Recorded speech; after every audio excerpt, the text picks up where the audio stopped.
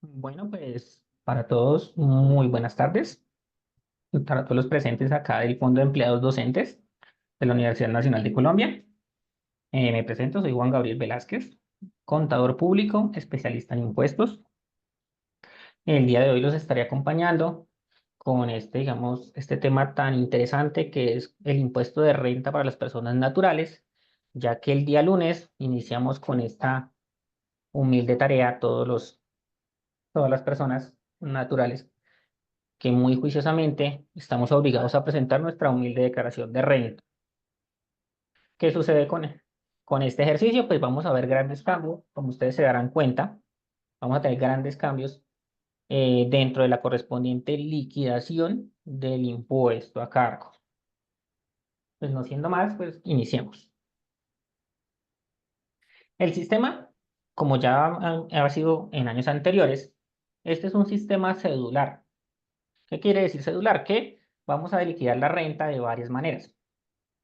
Hasta antes de la ley 2155 del año 2022, nuestro sistema cedular estaba dividido en varias cédulas, que era la cédula general, la cédula de dividendos, la cédula de pensiones y la cédula de no laborales. Ahora, ¿qué sucede? Se han integrado casi todas las cédulas, se han vuelto casi una sola cédula, simplificando el ejercicio en términos de la liquidación. Adicional a esto, podemos ver, o podrán ustedes denotar, mucho mejor, que ya no vamos a tener que revisar varias tablas para la correspondiente liquidación del impuesto a cargo por la cédula, sino vamos a tener una tabla unificada para la mayor parte de nuestra declaración de renta. Entonces, nuestro sistema cedular, ¿para quiénes aplica? Aplica para las personas naturales residentes acá en el país, agrupando, pues como ya bien ustedes bien ya conocen, el tipo de ingresos que estas personas obtienen, ya que podemos tener varios tipos de ingresos, podemos tener salarios, podemos tener rentas de capital, dentro de estas pues tenemos casi siempre lo que son arrendamientos, rendimientos financieros, podemos tener un tema de, ¿qué más podemos tener acá? Bueno, entre otros. Tenemos también un tema nuevo y novedoso, pues que no se ha venido aplicando en los últimos años por muchos, pero que es un tema de los famosos honorarios que son reconocidos como rentas de trabajo o los honorarios que no hacen parte de una relación laboral. Digamos, es un tema bastante novedoso dentro de la declaración de renta, que ya para este año sí tenemos una aplicación bastante importante, ya que el formulario de la DIAN nos indica que debemos reportar cuáles fueron los honorarios forman parte de la cédula de salarios y cuáles son los honorarios que van a tener un costo asociado. Dentro de la seguridad general también, dentro de esta misma, también tenemos la parte de las rentas no laborales, que son las rentas que no se catalogan dentro de las tres anteriores. ¿Cómo se depuran estas? ¿Cómo se depura? Pues cada una de las cédulas se depura de manera independiente, como en años anteriores, pues siguiendo las reglas establecidas en el artículo 26, aplicables en cada caso, que aquí nos habla desde la aplicación del costo de los gastos, dependiendo de la cédula, o de las deducciones y rentas exentas para el caso de la renta de asalariados, que al final la sumatoria de los resultados por la depuración de cada una de estas va a constituir nuestra famosa renta líquida cedular.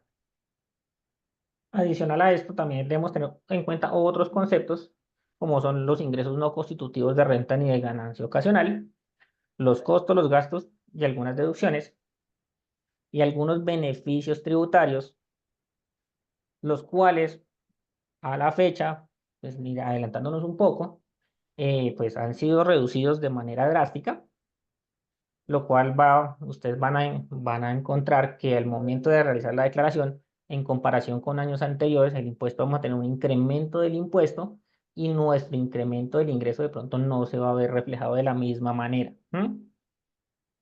Los cuales, pues, la norma es bastante clara y específica que nos habla de que no podremos tomarnos un mismo descuento o un mismo beneficio en dos cédulas diferentes. ¿Cómo se depura?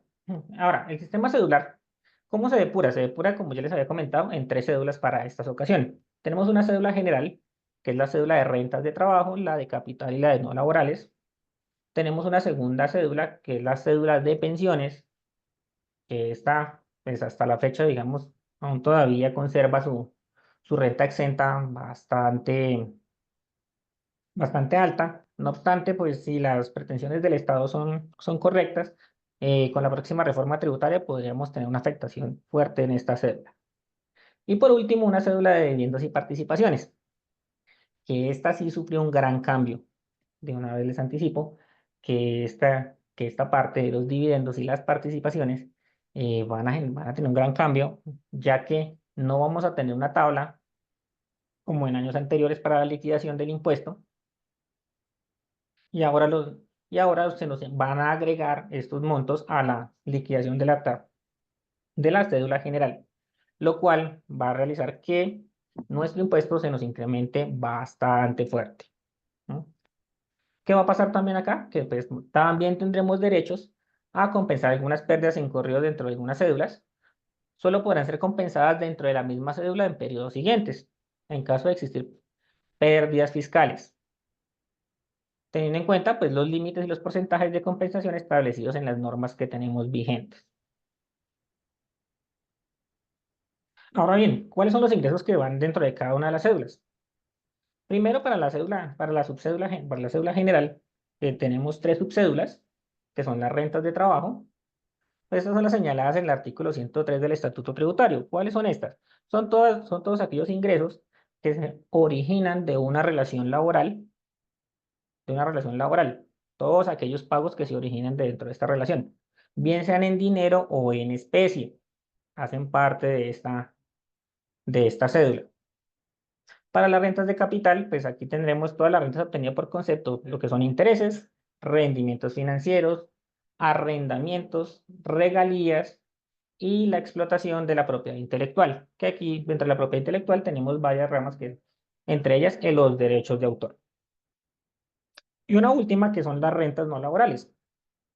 Dentro de estas se consideran todos los ingresos de rentas no laborales, las que no tienen una asignación directa con alguna otra cédula, con excepción de los dividendos y de las ganancias ocasionales, ya que para estas rigen sus propias reglas especiales. ¿Mm? Todo esto, en todas las tres anteriores, se deben depurar de acuerdo al artículo 336 del Estatuto Tributario, con el cual determinamos la depuración de la renta líquida gravable cedular, que se realiza de manera independiente para cada una de estas. ¿Qué tenemos dentro de la determinación del impuesto? Dentro de las cédulas que contienen deducciones y rentas exentas,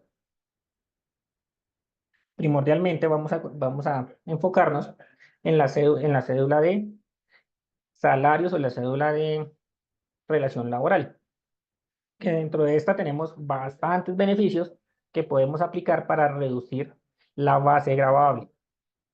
Dentro de los beneficios que han cambiado, porque realmente aquí hemos tenido grandes cambios, uno de nuestros primeros beneficios que tenemos por cambio es el tema del dependiente económico, ya que hasta antes de la reforma, hasta antes de la ley 2155, nosotros podíamos tomar por ley el 10% del ingreso bruto hasta un máximo de 384 VTs en el año corriente como una deducción, por una deducción para este rubro. Es decir, nosotros tenemos derecho a tomarnos hasta un máximo de 16.286.000 pesos aproximadamente a valor 2023. ¿Qué sucede con la reforma? Con la reforma, muy juiciosamente, tenemos un cambio bastante fuerte, ya que no nos van a medir por el nivel, por los ingresos, sino por el número de dependientes económicos.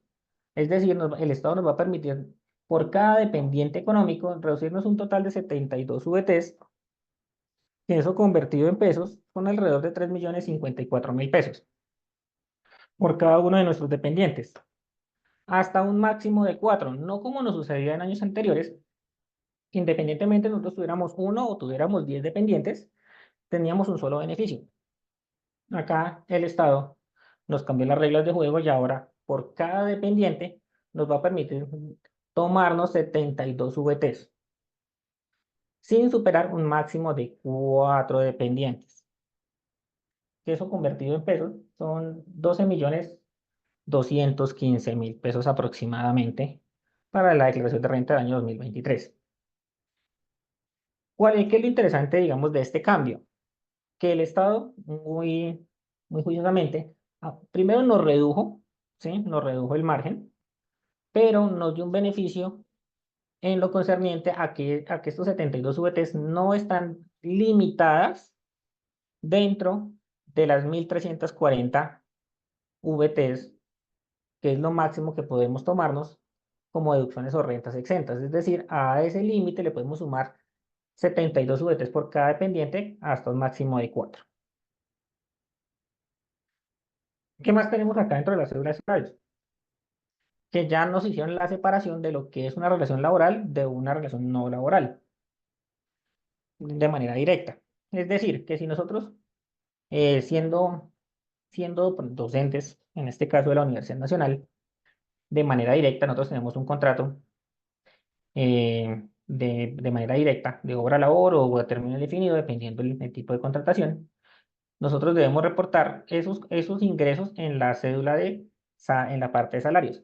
Adicional a eso, si nosotros realizamos otras funciones externas, también dentro del mismo ramo de la docencia, por ejemplo, en otras instituciones, y allá pasamos, nosotros no tenemos una relación laboral directa, sino tenemos es un contrato de prestación de servicios o una famosa OPS, como bien la conocen algunos. ¿Qué pasa con esto? Con esta famosa OPS. Que yo dentro de mi cuenta de cobro le indico a mi contratante o a mi empleador que por favor me practique la retención en la fuente, teniendo en cuenta que yo soy un asalariado, que es, digamos, la manera que muchos de alguna manera le hacemos como el cuadre o el quite a dicha retención. ¿Qué sucede en este año 2023 para la declaración de renta? El Estado, dentro del formulario, nos pide que indiquemos de manera separada dentro de la cédula de salarios el monto que obtuvimos por dichos ingresos de una relación laboral que no es directa. Eso por un lado. Ahora, si yo dentro de mi buen deber ser, yo no le solicité a mi contratante o empleador externo, o sea, mis trabajos adicionales, que me practicaran la retención por artículo 383 del estatuto, que es la de asalariados, se me cataloga dicho ingreso como un honorario, que va directamente encaminado ¿a la qué? A la subcédula de honorarios, la cual sí me va a aceptar un costo procedente, hasta de un 60% sobre los ingresos brutos.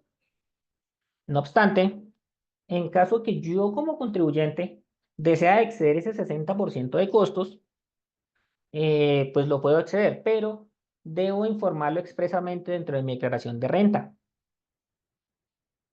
contando también con las correspondientes facturas y documentos electrónicos que den soporte de dichos gastos. Acá con esta parte hay que tener mucho cuidado y como recomendación es mirar realmente si nosotros podemos soportar el costo o el gasto, ya que en los últimos años, con la modernización de nuestra querida DIAN, de nuestra Dirección de Impuestos y Aduanas Nacionales, y la migración tecnológica que está realizando, ya el Estado conoce de antemano nuestras compras de bienes y de servicios, ya que a través de la facturación electrónica, ellos conocen qué estamos adquiriendo en el tiempo, durante el año corriente, qué es lo que estamos comprando nosotros, muy juiciosamente. Adicional a eso, si nosotros, por ejemplo, llegamos a contratar a una persona que va a ayudarnos con las labores, como en el caso, por ejemplo, de nosotros los contadores, pues nos comienzan a surgir otras obligaciones para poder tomar dichos pagos como un costo para la correspondiente declaración. Como un ejemplo de estos, por ejemplo, la nómina electrónica. o en algunos casos, si yo no quiero tener empleados, la famosa cuenta de cobro que me va a pasar la persona que me está colaborando y debo yo preparar algo llamado documento soporte electrónico, lo cual hace que en la actualidad, pues el tema de los costos, ya el Estado los conozca de antemano en su gran mayoría. Aquí también que tenemos dentro de la determinación del impuesto, pues que no se modifica el umbral de los ingresos brutos para los cuales tributan las personas naturales. Entonces acá, pues, los umbrales que ya traemos, que en este momento, pues, siguen siendo los mismos. Entonces el tema de ingresos, que no superemos 1.400 VTs. El tema de compras con tarjeta de crédito, al igual 1.400 VTs, iguales o mayores, somos declarantes de renta. El tema de las consignaciones, que este es un tema bastante complejo, ya que pues tenemos la buena costumbre, nosotros los colombianos, de mover dinero entre nuestras cuentas o en su defecto recibir pagos de terceros para terceros en nuestras cuentas. Entonces todo esto va sumando para el tema de los movimientos bancarios, lo cual también nos convierte en declarantes de renta. Tenemos un tema de compras, también 1.400 VTs, que son todas las compras que realicemos en el año, bien sea con facturación o no electrónica, y que quede reportada ante la DIAN. Pues viendo estas primeras cuatro, pues el tope es bastante bajo. Si lo miramos para el año 2023, seríamos declarantes de renta cuando realicemos compras superior, bien sea compras, pues digamos ingresos, compras con tarjetas de crédito o consignaciones, cuando dichos montos de manera acumulada sumen 59.377.000 pesos. Es decir, un promedio mensual de aproximadamente 4.950.000 pesos, que en la actualidad, pues digamos, es un poco bajo y pues esto hace que todos debamos recurrir a la presentación de nuestra declaración de renta. Y por último, que ya nos son los primeros cuatro, y el quinto, pues es el tema patrimonial, que este pues sí está un poco más alto, pero igual sigue siendo bajo en comparación de a años anteriores, 10, 20 años antes, ya que al ser solamente 4.500 VTs, pues estaremos hablando de un patrimonio en bruto de 190.854.000 pesos, que al día de hoy, pues si vamos a mirar, pues esto es el equivalente aproximado a una vivienda de interés social, a un apartamento vía BIS, solo con la adquisición de este, con la escrituración del mismo, ya tenemos el patrimonio suficiente de manera individual para ser declarantes de renta.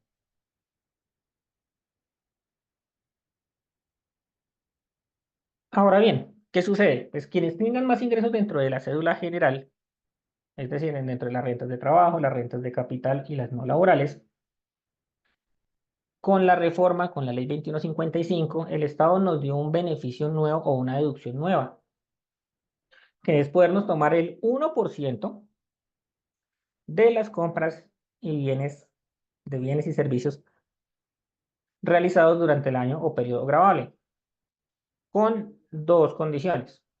Primero, que tenga factura electrónica, ¿sí?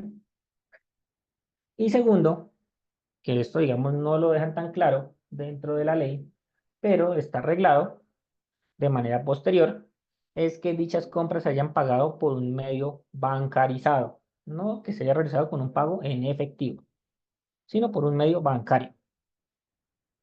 ¿De dónde podemos obtener este dato? Para los que de pronto les surge la duda, dentro de la información exógena para el año 2023 que ya está disponible en la plataforma de la DIAN, cada uno con su respectivo usuario, vamos a poder consultarla y nos van a aparecer dos casillas informativas o dos líneas informativas por parte de la DIAN. La primera es el total de las compras que se realizaron durante el año 2023 con factura electrónica y sus correspondientes notas de ajuste, débitos o créditos. Ese es el primer dato que nos entregan. Y el dato que realmente sí nos interesa es el dato en el cual la DIAN nos dice cuál es el valor de lo mencionado anteriormente ¿Cuánto es el valor que yo puedo llevar a mi declaración como base para hacer el cálculo de ese 1%? Es decir, el valor susceptible del beneficio tributario? ¿Cuáles son las características de este nuevo beneficio? Pues primero, que no puede exceder 240 VTs en el año corriente. Eso puesto en números, son aproximadamente 10.178.000 pesos, aprox, que es lo máximo que podría yo llevarme como descuento o deducción en mi declaración de renta. Segundo, que esta renta, que esta deducción o renta exenta no estará limitada a las 1.340 VTs o en su efecto al límite del 40%. Una de las ventajas interesantes de esta deducción es que las compras con factura electrónica no tienen que tener una relación de causalidad con el ingreso. Es decir, aquí me sirven todas las compras desde que los pagos hayan sido bancarizados. ¿Mm? De los restrictivos, que no podremos tomarnos ningún otro beneficio fiscal por esta deducción, es decir, no debemos tomarnos más de lo que nos está reportando la DIAN, en este caso la Dirección de Impuestos y Aduanas Nacionales, porque corremos un riesgo de tener una inconsistencia en nuestra declaración. Y como ya les había comentado, pues que todos los pagos de esos bienes y servicios, de esas facturación electrónica, se realice con un medio bancario: transferencia, consignación, tarjeta de crédito. Lo importante es que haya sido bancarizado el correspondiente pago.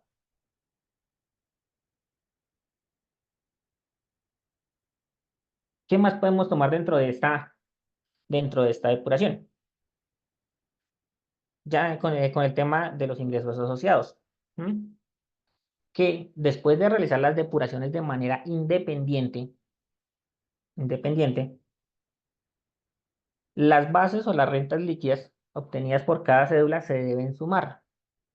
No como en el año 2022, que nosotros teníamos tabla para calcular el impuesto para la cédula de salarios, también teníamos una tabla para la cédula de capital, teníamos una tabla para la cédula de no laborales. Eso ya desaparece y se unifican todos con la tabla de salarios. Por lo que todos los ingresos de estas tres subcédulas están dentro de la tarifa progresiva entre el 0 y el 39% de de los ingresos.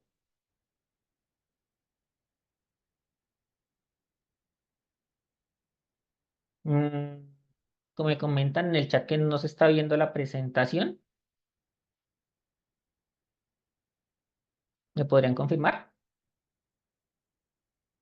por favor, para cerrar la presentación y volver nuevamente a colocarla? Yo Ok, sí lo estoy viendo. Vamos en determinación del impuesto, ¿cierto? perfecto. Sí, señoría, sí, vamos ahí. Entonces, ¿qué sucede? Pues en años anteriores nosotros teníamos tres tablas diferentes para cada una de nuestras correspondientes cédulas.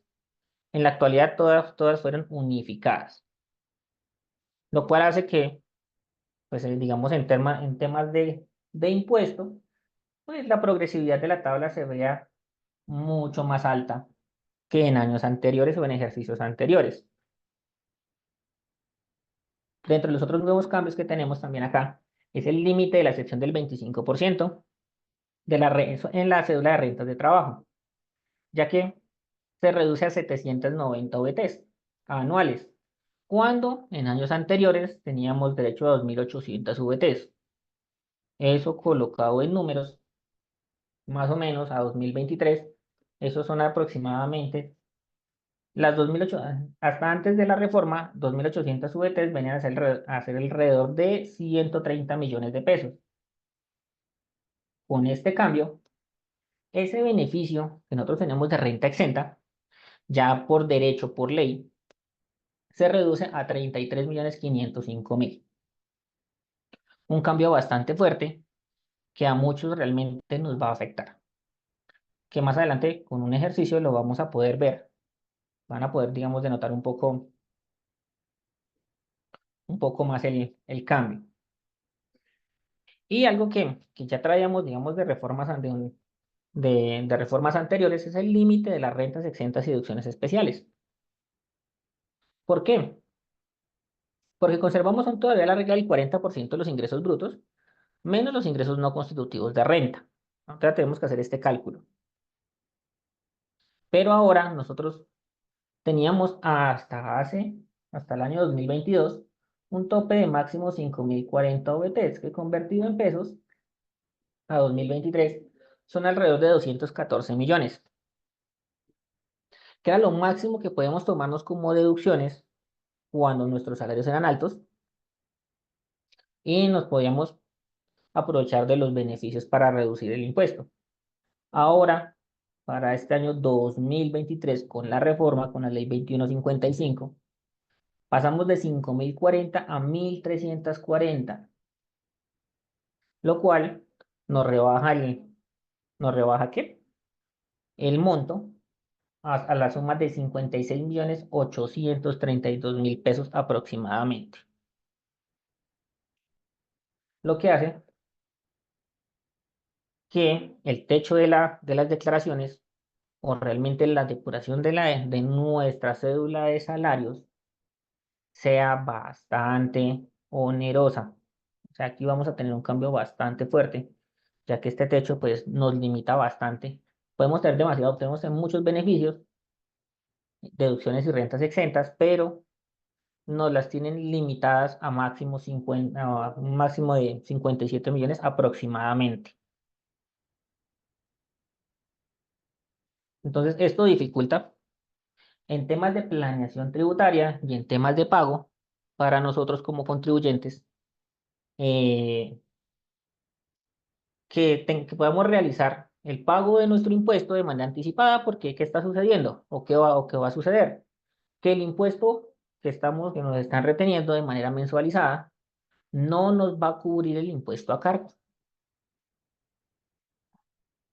no nos lo va a cubrir.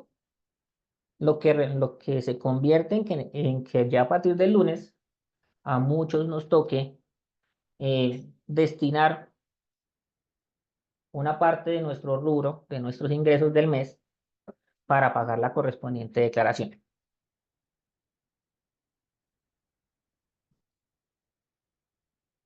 Bien, esa es la cédula general o la cédula de pensiones. El cambio primordial, como ya les había comentado, pues es el cambio del tema de las tablas. Ya no tenemos tres tablas, sino vamos exclusivamente por una,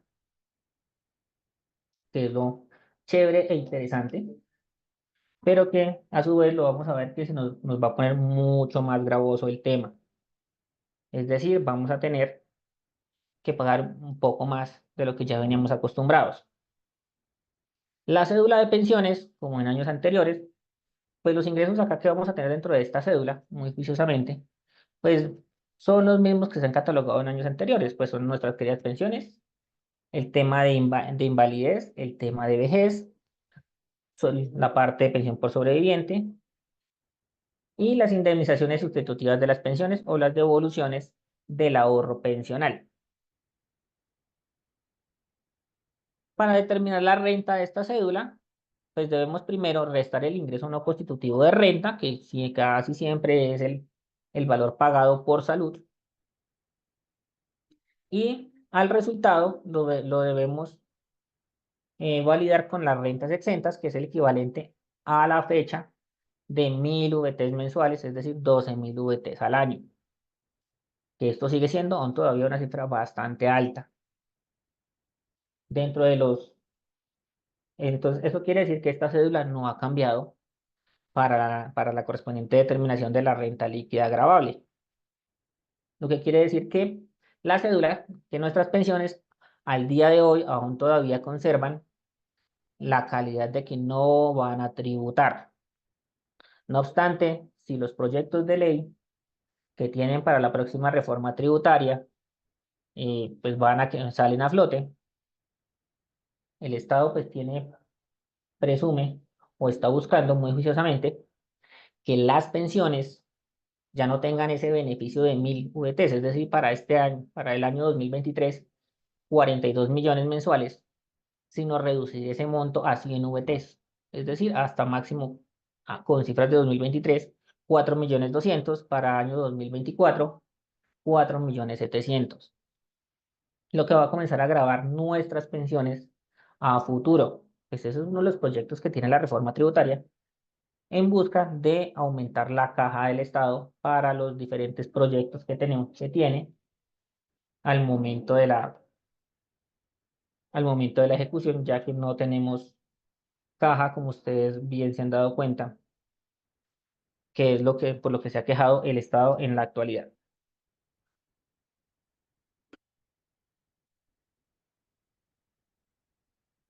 Otra de las cédu- otra de las cédulas importantes que tenemos acá, otra de las cédulas importantes que tenemos aquí es el tema de los dividendos y participaciones. Esta cédula, caballeros, damas y caballeros, sí tuvo un cambio bastante fuerte, por el tema de que la depuración no se real, no se eliminaron las tablas en las que ya veníamos ya acostumbrados, en las cuales pues ya nosotros ya pagábamos el tributo de manera anticipada vía retención en la fuente, que era la ventaja que teníamos. ¿Qué sucedió?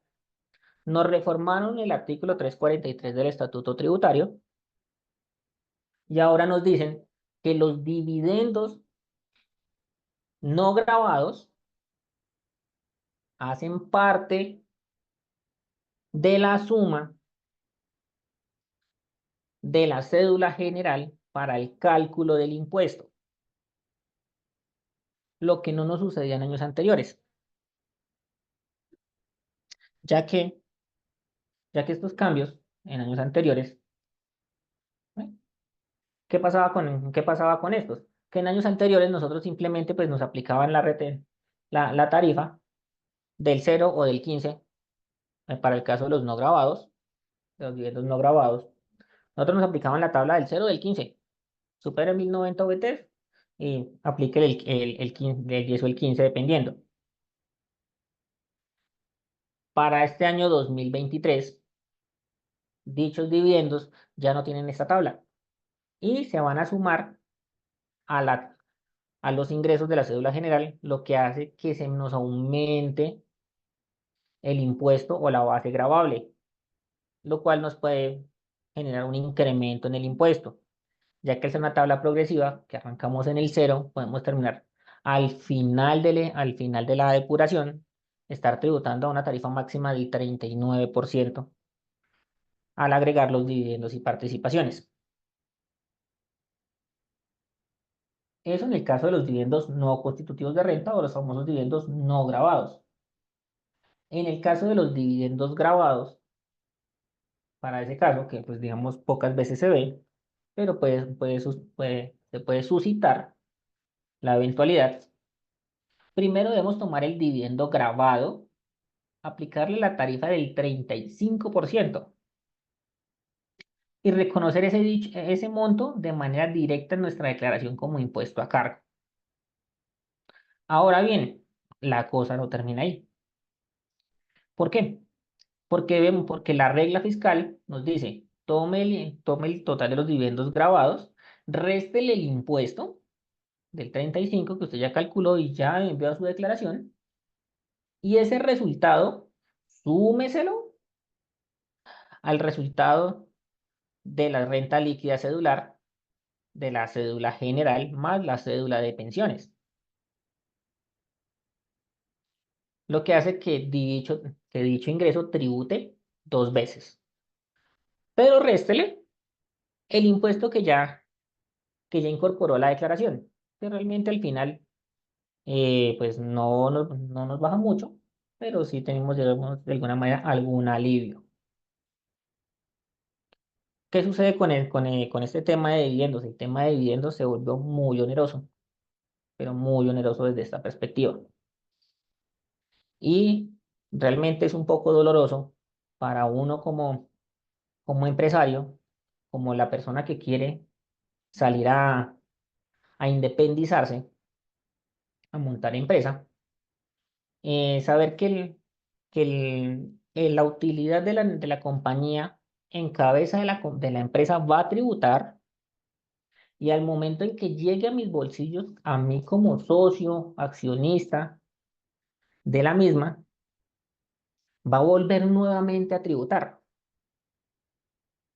a una tarifa diferencial, pero nuevamente vuelve a tributar. O sea, realmente esto es de las cosas que hacen que el emprender en el país sea un poco difícil y complicado. Dentro de los datos curiosos que tenemos para este año 2024, entonces la retención en la fuente será para los dividendos, va a ser del 15%, hasta el año 2022, hasta el año 2023 era del 10%, y pasamos de un mínimo de dividendos de 300 VTs a un mínimo de 1090, un poco más de 51 millones de pesos.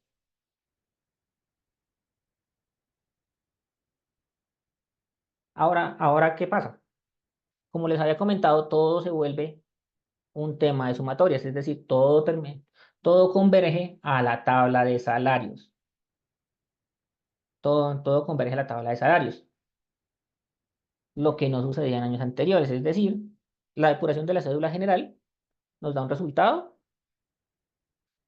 le debemos sumar, en el caso de las pensiones, si tenemos partes grabadas, se la debemos sumar a ese resultado de la cédula general, y adicional a eso debemos sumar el valor de los dividendos y participaciones de la cédula de dividendos y participaciones. La sumatoria de sus tres resultados se le va a aplicar la tarifa de la renta de personas naturales contenidas en los artículos 241 y 242 del Estatuto Tributario, que como ya les había comentado, es un tema progresivo, bastante progresivo, donde nuestras primeras 1090 VTs no están grabadas con el impuesto, es decir, aproximadamente para el año 2023 vienen a ser alrededor de unos 46 millones de pesos. No vamos a tributar. Pero de aquí en adelante ya tenemos la tributación a par del 19, del 28, del 33, del 35, 37 hasta el 39% sobre los ingresos depurados. ¿Qué está sucediendo? Pues digamos que para las personas con ingresos bajos, dicho este cambio en la declaración de renta no implica un salto abismal en términos de impuesto ni de pago. No obstante, para, para aquellas personas con ingresos ya un poco más altos, más o menos a unas cuentas gruesas de unos 150 millones de los ingresos que no sean pensiones, pues digamos acá ya sí se va a ver el efecto del cambio en la reforma, en la forma de liquidar el impuesto, ya que esto hace que se incremente de manera abrupta el mismo y nuestras retenciones no nos cubran ese monto, obligándonos a pagar mucho más de lo que ya estábamos, de lo que ya veníamos pagando.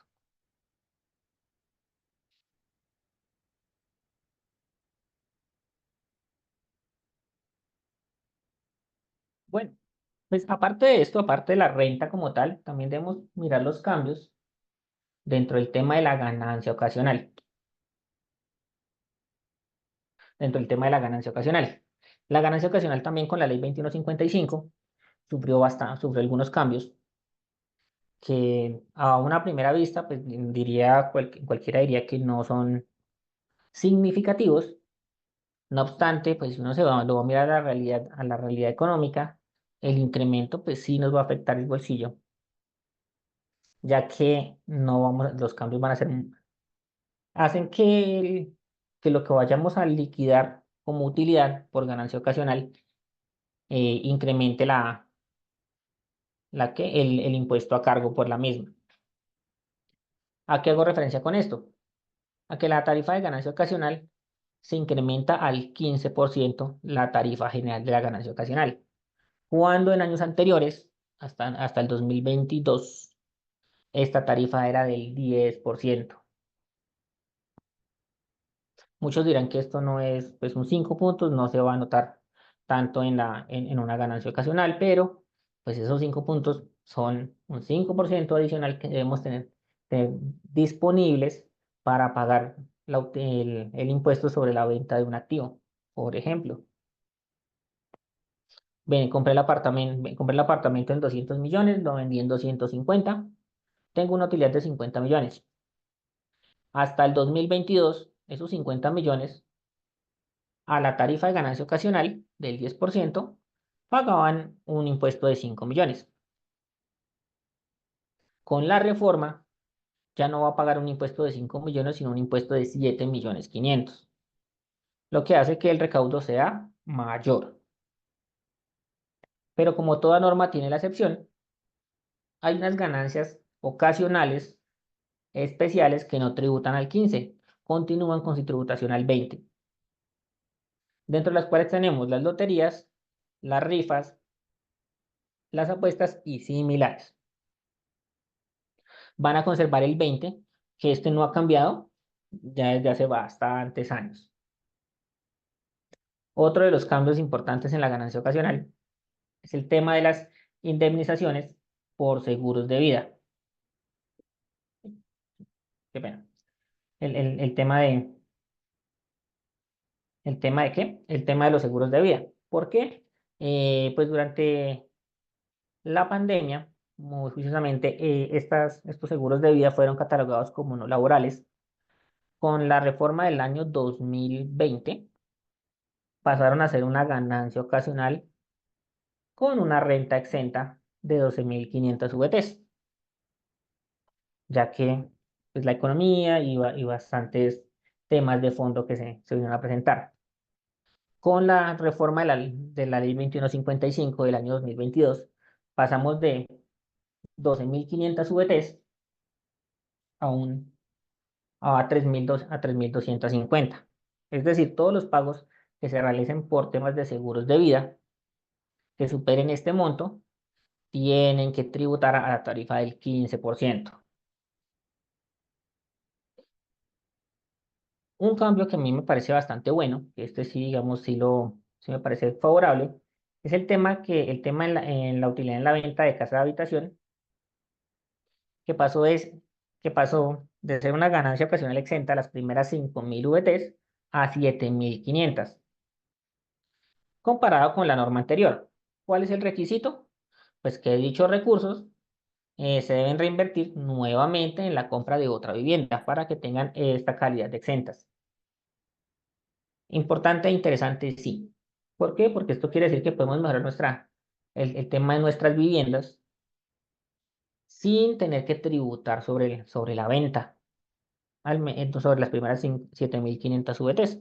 Este incremento de 2.500 VTs es alrededor más o menos de unos 100 millones adicionales, mal contados, para el año 2023, que le permiten al contribuyente poder mejorar su vivienda y poder eh, obtener un mejor patrimonio en el tiempo con el Estado.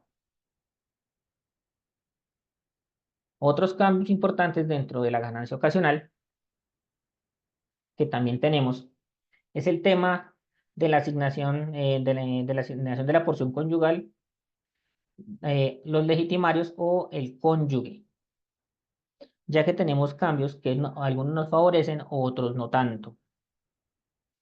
¿Por qué? Porque la ganancia ocasional cambia. Entonces, primero, en el tema de la vivienda urbana, hasta antes de la reforma teníamos derecho a 7.700 VTs. Ahora con la reforma tenemos derecho a 13.000 VTs. Anteriormente el inmueble de propiedad rural del causante teníamos también derecho a 7.700. Ahora tenemos derecho a 6.500. ¿Cuál es la diferencia con respecto al anterior? Que pueden ser inmuebles diferentes a la vivienda de habitación de propiedad del causante, lo que no sucedía anteriormente. Anteriormente era la vivienda urbana o el inmueble rural de propiedad del causante donde él viviera. En la actualidad no es necesario que sea la vivienda de propiedad del causante. Es decir, yo puedo ir aquí en la ciudad y pedir el beneficio, se puede presentar el beneficio sobre la finca, sobre el predio que tengo para vacacionar. Puedo también solicitar el beneficio. Ya no es necesario que el causante esté, esa sea su vivienda. Un tema de porción conyugal, de herencias o legados, que reciba el cónyuge supercite, supertite, perdón, de cada uno de los herederos o legitimarios según el caso. En este, pues disminuyó, no tanto, pero se generó una disminución. Pasamos de 3.490 a 3.250 VTs. Y por último, el tema de los bienes o derechos recibidos por personas diferentes a los legitimarios, que para el año 2022 era el 20% de lo que se entregara como ganancia ocasional sin que superara 2.290 VTs. A partir del 1 de enero del 2023, es el 20% de lo que se constituye como ganancia ocasional, con un máximo de 1.625. Estos son los cambios más importantes que tenemos dentro de nuestras declaraciones de renta como personas naturales, en términos teóricos. Pero pues como la teoría es tan bonita, que todo es tan fácil, y uno dice, es que esto es sencillo, y pues nos van a dar duro. La idea también, aparte de que ustedes lo veamos teórico, se les va a mostrar un ejercicio práctico, muy sencillito, la verdad, nada del otro mundo. La idea es que vean cómo estábamos antes de la reforma y cómo estamos ahora con la reforma. En un paralelo, conservando los mismos ingresos y conservando digamos, todos los beneficios que tenemos. Entonces, vamos a hacer un ejemplo con los cambios de la reforma. Vamos a hacer con un asalariado. Solamente vamos a trabajar en renta de salarios, que es una de las cédulas un poco más complejas de trabajar. Entonces, primero vamos a mirar el tema de los ingresos. Primero tiene un salario mensual de 14 millones, lo cual en el año me suma un total de 168 millones. Recibió un bono por 52 millones de pesos en el año.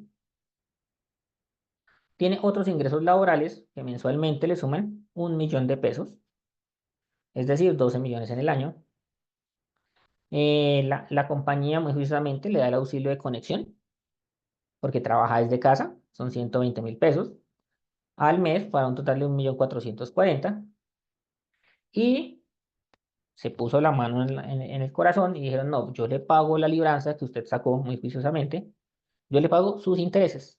De su libranza yo le voy a pagar los intereses de manera mensualizada, que son 400.000 pesos mensuales, es decir, 4.800.000. Esta persona, durante el año 2023 recibió un total de 238.240.000 pesos, moneda corriente. Ahora bien, pues todo no es ganancia, dirían por ahí. Tenemos un tema de descuentos. ¿Qué tenemos dentro de los descuentos? Los aportes obligatorios a salud, los aportes obligatorios a pensión y el fondo de solidaridad pensional, que para efectos prácticos vamos a decir que son 1 millón de pesos los tres, de manera mensual, es decir, se les contaron en el año 12 millones. Adicional a eso, él hace aportes a cuentas AFC o cuentas del ahorro y fomento de la construcción, o en su efecto al fondo, al el ahorro voluntario a pensión, a los fondos de pensiones. 3 millones mensuales, en el año él ahorró 36 millones dentro de estas cuentas. Y la persona de la nómina, muy juiciosamente, le hizo una retención en la fuente mensualizada de 2 millones de pesos sobre sus ingresos, es decir, en el año le retuvo 24 millones. Él juiciosamente nos dice, le dice el contador, yo tengo otros temas de planeación personal en temas de renta. Entonces, primero pagué intereses de vivienda en el año, 1 millón de pesos mensuales durante 12 meses, es decir, pagué 12 millones.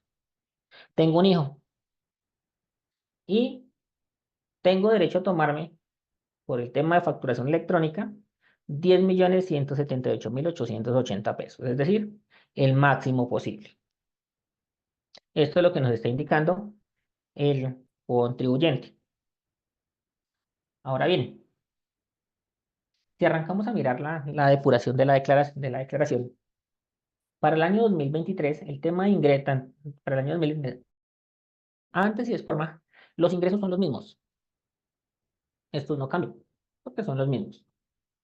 El tema de ingresos no constitutivos, que en este caso es la salud y la pensión, y el Fondo de Solidaridad Pensional, son 12 millones, el cual tampoco nos genera un cambio. Que se los podemos restar a al primer tema de ingresos de la renta, obteniendo una primera base, equivalente a 226.240.000 pesos. Ahora, tenemos derecho a hacer algunas deducciones. La primera, el tema de intereses. Él pagó 12 millones de pesos en el año. Antes y después de la reforma, este concepto no ha cambiado. Tenemos derecho a tomarnos 100 VTs mensuales hasta un máximo de 1.200 VTs al año. Eso viene a ser alrededor de 46 millones para el año 2023. Como solo pago 12, tengo derecho a tomármelas todas. El tema de los dependientes, como él tiene un dependiente, hasta antes de la reforma, él podía tomarse el 10% de su ingreso bruto, es decir, el 10% de 238 millones de pesos, sin superar 384 BTs, que es el equivalente a 16.286.000 pesos. ¿Qué sucede con la reforma? Ya la reforma no le dice, tome el 10% del ingreso, le dice, tome 72 VTs por cada dependiente, es decir, tome 3.054.000 pesos por cada uno de sus dependientes hasta completar un máximo de 4. Como él solo tiene un hijo, entonces él solamente tiene hecho tomarse 3.054.000 pesos. Aquí hay uno de los primeros cambios que se pueden evidenciar, porque pasamos de tener 16.286.000 de beneficio a solamente un beneficio por este rubro de 3.054.000 pesos. Es decir, para esta persona que se gana 238 millones, él de entrada ya está perdiendo derechos o beneficios por 13 millones de pesos aproximadamente. El tema de las compras. Hasta antes de la reforma no teníamos derecho a tomárnoslas. Con la reforma, el Estado nos permite tomarnos dichas compras.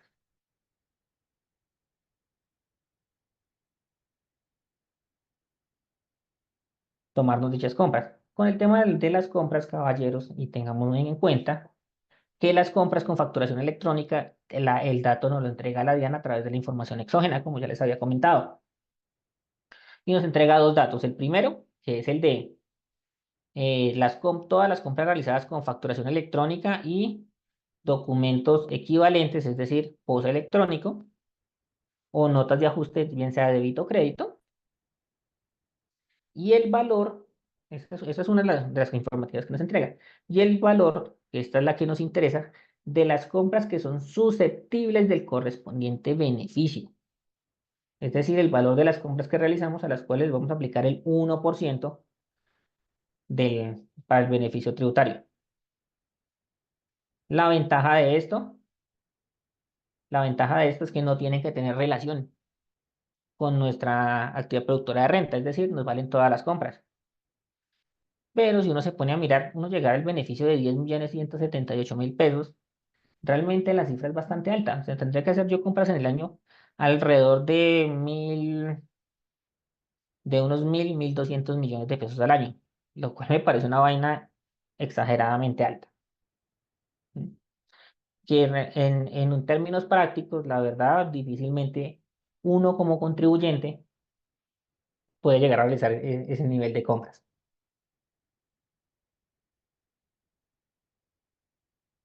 Bueno, continuando, entonces, hasta antes de la reforma no teníamos el derecho a tomarnos esas compras como deducción. Con la reforma nos permiten tomárnoslas, es decir, tenemos derecho a 10 millones adicionales que antes no contábamos. Eso quiere decir que el total de mis deducciones, hasta antes de la reforma, yo podía tomarme como derecho 28.286.000 pesos. Con la reforma, y para el presente ejercicio, podemos tomarnos 25.233.000. A pesar de que tenemos un beneficio adicional, tenemos una reducción de beneficios en términos de deducciones. una reducción bastante alta. Pues no tan alta, se reduce más o menos alrededor de 3 millones de pesos, pero pues eso representa que vamos a pagar un mayor impuesto.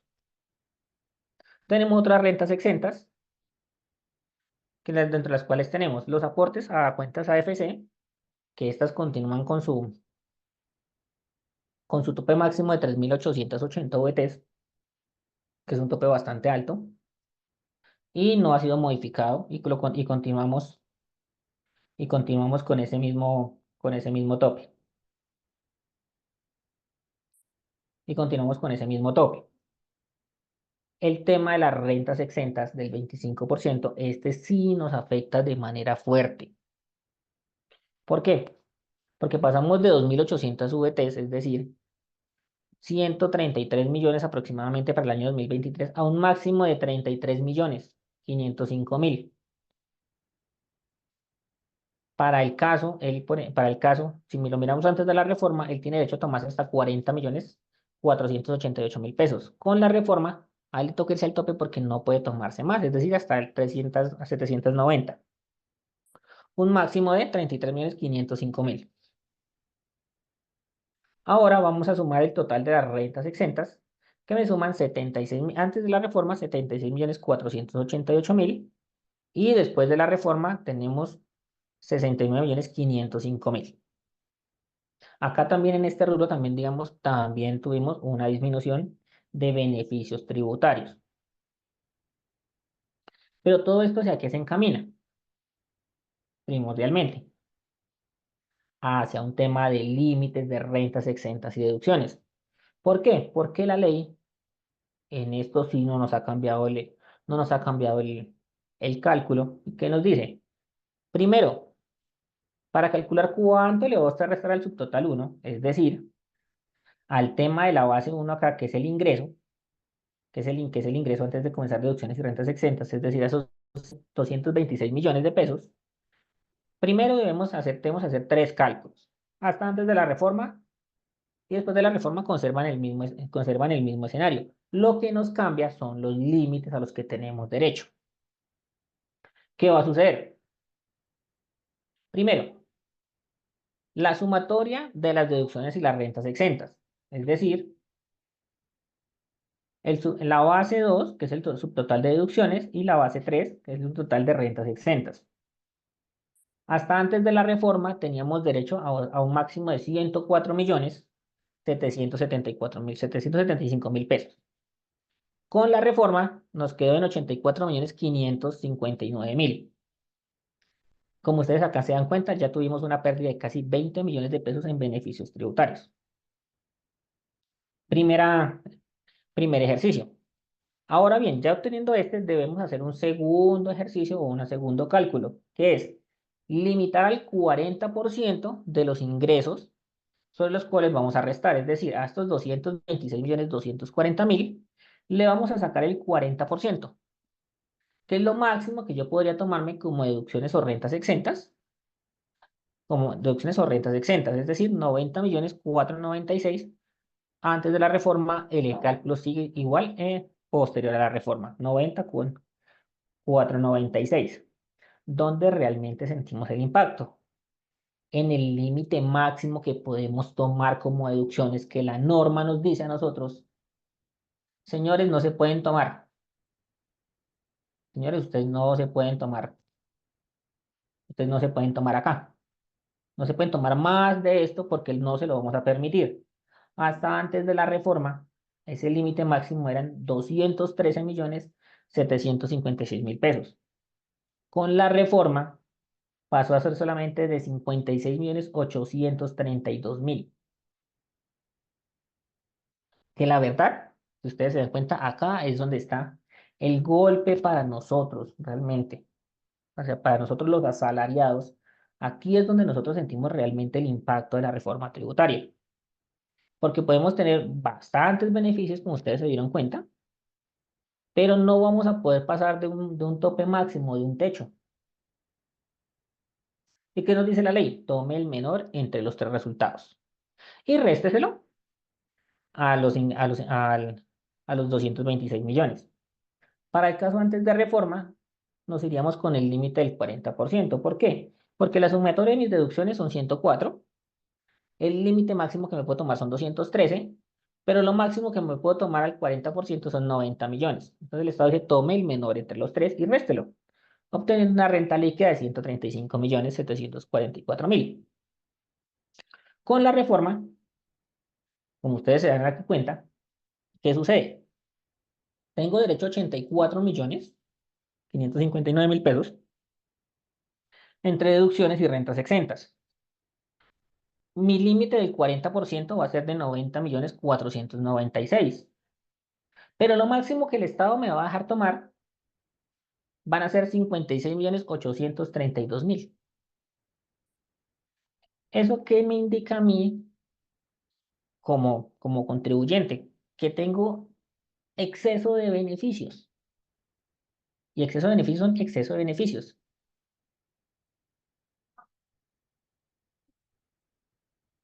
Que estoy utilizando, pero que no me están generando, ¿sí? Un impacto en mi declaración, o sea, valga la redundancia, un beneficio entre mi declaración de renta. Porque él solamente puede tomar 56 millones y yo teniendo derechos a 84 millones, estoy teniendo un diferencial de 18 millones de pesos en el año, que se vuelven pues beneficios tributarios que nunca se van a poder tomar ni aplicar, ya que la norma fiscal o la regla fiscal no nos lo permite. Por lo tanto, entonces pasamos en comparación con la renta líquida hasta antes de la reforma, que eran 135 millones, pasamos a una renta líquida de 169 millones. O sea, un incremento de más o menos unos 25 millones de pesos a cuentas gruesas. ¿Qué sucede con esto? Que al incrementar la renta líquida o la base gravable para uno determinar el impuesto, pues también eso implica que el impuesto se nos incremente. ¿Por qué? Porque pasamos de un impuesto proyectado de 22.740.000 a un impuesto a pagar de 32.166.000, o sea, casi 10 millones de pesos adicionales. Eso que tendrían que realmente para nosotros como contribuyentes es una plata bastante onerosa. Y más cuando no tenemos la cifra de antemano, ni tenemos el, la correspondiente depuración, digamos que con tiempo, para poder llegar a uno a determinar estos montos, que es, que es como lo importante y lo interesante. Como ya les había comentado, entonces miren el ejercicio que está pasando. Con una retención en la fuente, como se venía practicando hasta antes de la reforma, nosotros pagando un impuesto de aproximadamente 23 millones de pesos teníamos una retención de 24, lo cual evitaba que nosotros dentro de los meses de agosto, septiembre y octubre, al momento de realizar la declaración, tuviéramos que sacar una cifra onerosa o en su defecto eh, nos retenían un poco más de lo que se necesitaba y no tendríamos, digamos, un impacto tan fuerte en nuestra declaración, porque realmente pues uno ya ha pagado el impuesto de manera anticipada. ¿Mm? ¿Qué sucede acá? ¿Qué sucede acá? Que con la reforma, pues las retenciones que me están practicando no me están cubriendo el impuesto a cargo. Lo que implica que yo deba, aparte de haber anticipado 24 millones de pesos, deba sacar 8 millones adicionales para cubrir el impuesto. Para cubrir el impuesto. Esto es para una persona, para un asalariado que, pues, que no es docente de pronto de una entidad pública. Este es el impacto para un asalariado normal. Si uno se pone a mirarlo, es bastante costoso. Pagamos simplemente un cambio en ese tope implicó un incremento de casi 10 millones de pesos en un impuesto. Bastante fuerte. Ahora bien, para el caso de nosotros, que somos docentes o en su defecto que somos rectores, podemos tomar el beneficio del artículo 206 del Estatuto Tributario en su numeral 9. ¿Qué nos habla? ¿Qué nos habla el numeral 9 del correspondiente artículo? ¿Sí? Que para los que para los rectores y profesores de universidades públicas, ¿sí?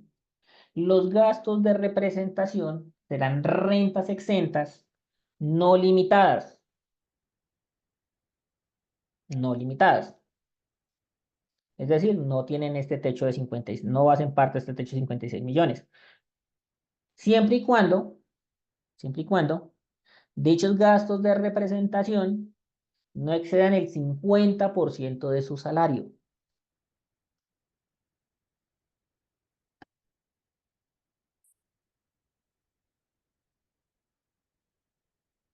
Entonces, aquí, ¿qué sucede? Que, que el tema de rentas exentas, entonces si nos devolvemos un poco, me voy a devolver.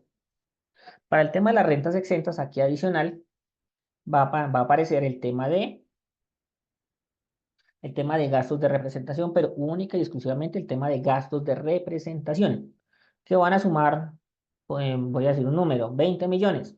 Entonces, se agregan 20 millones al total de las rentas exentas y en el límite máximo va a pasar de 56 millones a 76 millones como máximo a tomarnos, lo cual nos disminuye la base gravable para el tema de para el tema de los gastos de representación. Pero deben tener cuidado con el restrictivo de que no puede superar el 50% de nuestros ingresos salariales. Es decir, si yo me gano 100 millones en salarios, lo máximo que yo puedo tomarme como gastos de representación son 50 millones. ¿Mm? Bueno, esto en términos prácticos, pues es lo que se les quería mostrar de cómo la declaración de renta nos viene afectando o los cambios de la reforma tributaria nos están afectando a nosotros los contribuyentes, las personas de a pie, ya que nos están aumentando la carga tributaria y que en la actualidad pues, nos están dificultando los ejercicios de planeación para el tema de mantener un impuesto saludable, acorde a todas las labores que realizamos y que dificulta también el hecho del tema de la que las retenciones que nos están practicando no nos están alcanzando. ¿Por qué? Porque realmente la reforma tributaria se vuelve un tema bastante oneroso, sobre todo cuando tenemos ingresos altos. Bueno, vamos a mirar algunas de las preguntas que ustedes nos tienen por aquí. Entonces, primero, entonces, el tema de qué norma de qué norma de qué normas estamos hablando. Para el tema de para el tema de la docencia, para el tema de para el tema de los profesores, cuando tenemos gastos de representación, es el tema del numeral 9 del artículo 206 del Estatuto Tributario, el cual no se debe mirar solito, sino también debemos mirarlo en concordancia con con el parágrafo 4 del mismo artículo. Que entonces el numeral 9 nos habla de que no, de que primero vamos a tener, si tenemos gastos de representación, van a ser parte son rentas exentas, y y el parágrafo nos dice que no van a estar limitadas a ese 40%. Preguntas varias, entonces, tema de salud y de pensión, como independiente si son o no constitutivos de renta, son ingresos no constitutivos de renta. Los pagos que yo realice como independiente a salud, pensión y ARL hacen parte de mis ingresos no constitutivos de renta.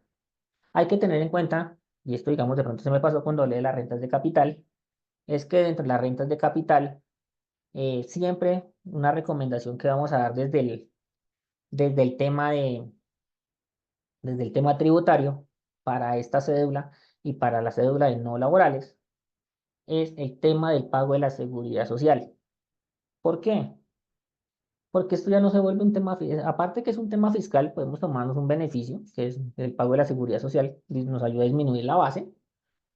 Tenemos un hermanito pequeño de la DIAN que en la actualidad tiene, dentro del agio popular, tiene los mismos dientes que la DIAN para realmente que el contribuyente tenga momentos poco agradables, que es la unidad de gestión, que es la unidad de gestión de pensiones y parafiscales, la famosa UGPP. Ellos se demoran, pero son eficientes, muy juiciosamente.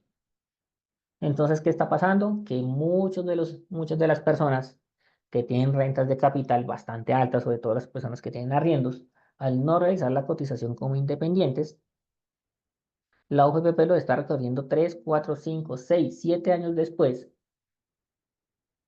de realizada la declaración de renta y haber declarado dichos ingresos.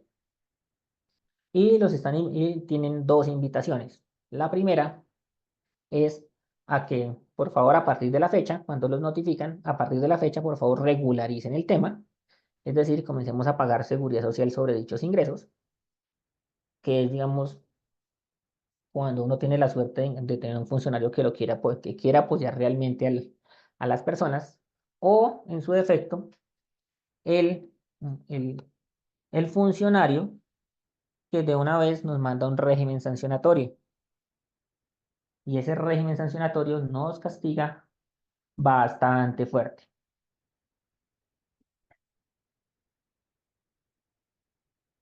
Entonces, eso es un tema que hay que tener muy en cuenta, señores, para el tema para el tema de las rentas de capital y de los no laborales.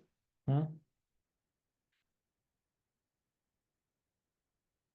Bueno, nos están preguntando el cruce con la doble tributación, ejemplo, IVA, vehicular y predial. Estos son cruces sencillos que hace el Estado digamos que con el tema del IVA, si estamos realmente obligados a declarar IVA, para los que estén obligados, pues ellos van a revisar el ingreso en ambas declaraciones, van a hacer un comparativo entre las declaraciones, entre lo que declaré en el IVA versus lo que estoy declarando en la renta por todos mis ingresos. ¿Mm? Digamos, este lo hacen bastante común. El tema del impuesto vehicular, pues digamos que aún todavía en este país tenemos la ventaja de que nuestras entidades municipales o distritales, algunas son un poco desordenadas, y pues primero las tablas no están actualizadas o lo que a veces nos suele pasar, que uno lo ve desde la parte profesional, es cuando uno compra un vehículo que uno sale con su mejor amigo, su compadre, con el que uno es el padrino del hijo del amigo y hace el negocio del año, que es venderle el carro. Así, tomándose unos tragos, chévere y juicioso, le vendí el carro a mi compadre. Chévere, el man se lo llevó todo, pero nunca hicimos el traspaso. Entonces ahí comienza Cristo a padecer.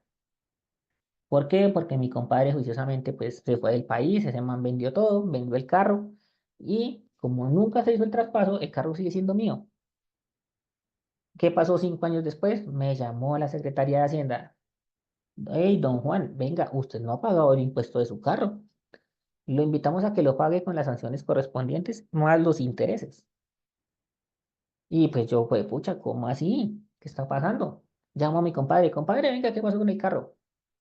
No, pues como nunca hicimos papeles, yo también lo vendí porque me fui del país y se lo vendió un señor por allá en Arauca. Entonces, vaya, busca el man en Arauca. Y esto parece chistoso, pero esto pasa. Esto sucede dentro de nuestra idiosincrasia. Al final del ejercicio, pues, ¿quién queda responsable del impuesto? La persona que hizo la venta y no ha realizado y nunca realizó el correspondiente traspaso. El tema del predial, digamos, este tema la DIAN todavía no tiene un tema, digamos, bastante fuerte, ya que los temas de predial, en la actualidad, dentro de los reportes del Estado o de los municipios le reportan el 100% del inmueble a cada uno de los propietarios. Es decir, eh, muy juiciosamente, compramos el apartamento mi esposa y yo por 500 millones de pesos, pero al revisar la información exógena, le aparecen 500 a ella, me aparecen 500 a mí. ¿Puede ser un tema para un doble tema de doble tributación? No. Hay que reportar dentro de nuestros activos en el momento de realizar la declaración, pues al hacer al incorporar el avalúo, que si el apartamento es 50% mío y vale 500 millones, yo debo reportar 250 millones. ¿Quién debe reportar los otros 250? Mi querida esposa, mi amada, debe reportar los otros 250 millones. Desde que tengamos, bien sea por documentos, 50-50, ¿sí? O tengamos una unión marital, una sociedad conyugal vigente a la fecha. Para el tema de la ganancia ocasional en la venta de inmuebles, entonces, aquí hay que tener cuidado con el tema de la ganancia ocasional para la venta de inmuebles. ¿Por qué?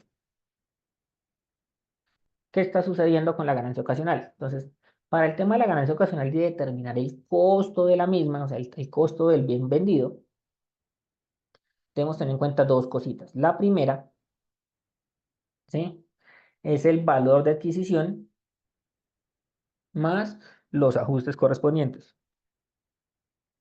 Y la segunda es que dichos montos deben estar incorporados en la declaración del año inmediatamente anterior, que es algo que a nosotros se nos olvida, ¿sí?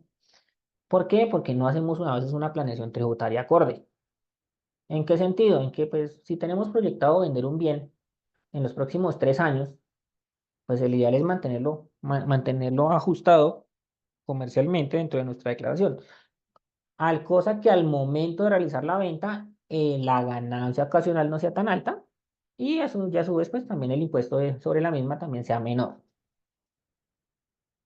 Pero en temas prácticos es, si yo lo vendo en 500 y el año pasado yo declaré el bien por predial dentro de mi declaración, o sea, en 2020, tengo 2024, estoy vendiendo el bien hoy, lo vendí en 500 millones, y el predial mío del 2023, el valor que voy a incorporar a la declaración son 450 millones, yo puedo descontarme de la venta 450 millones y obtener una utilidad de 50 millones de pesos, que pueden tomar dos caminos. El primero es utilizar esos 50 millones para reponer un bien, para reponer el bien, la vivienda, es decir, cambié el apartamento de 500 millones que tengo acá hoy y me compré una casa por 700. Esos 50 millones se me convierten en rentas exentas si yo realizo el cambio, o adquiero nuevamente una vivienda con ese monto. O si yo no realmente no voy a cambiar de vivienda porque pues yo tengo 5 apartamentos y que necesitaba vender uno pues para pagar deudas, ahí en ese punto esos 50 millones van a pagar impuesto de ganancia ocasional al 15%. ¿Mm?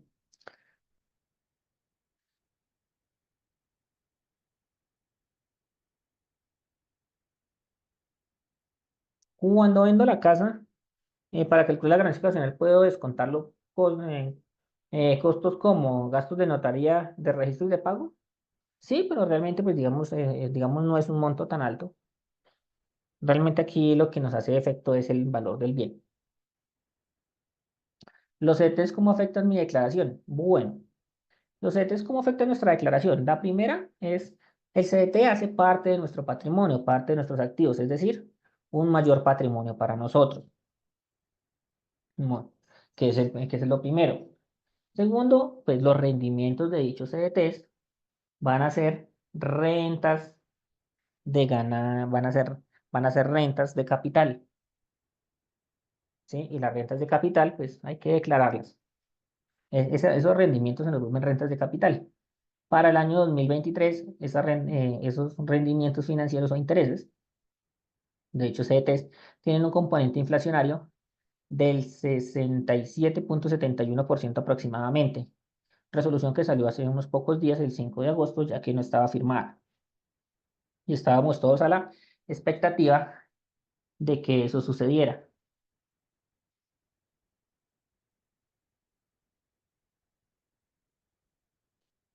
El artículo 46, referente a los ingresos no constitutivos de renta por apoyos económicos no reembolsables para quienes son aplicables.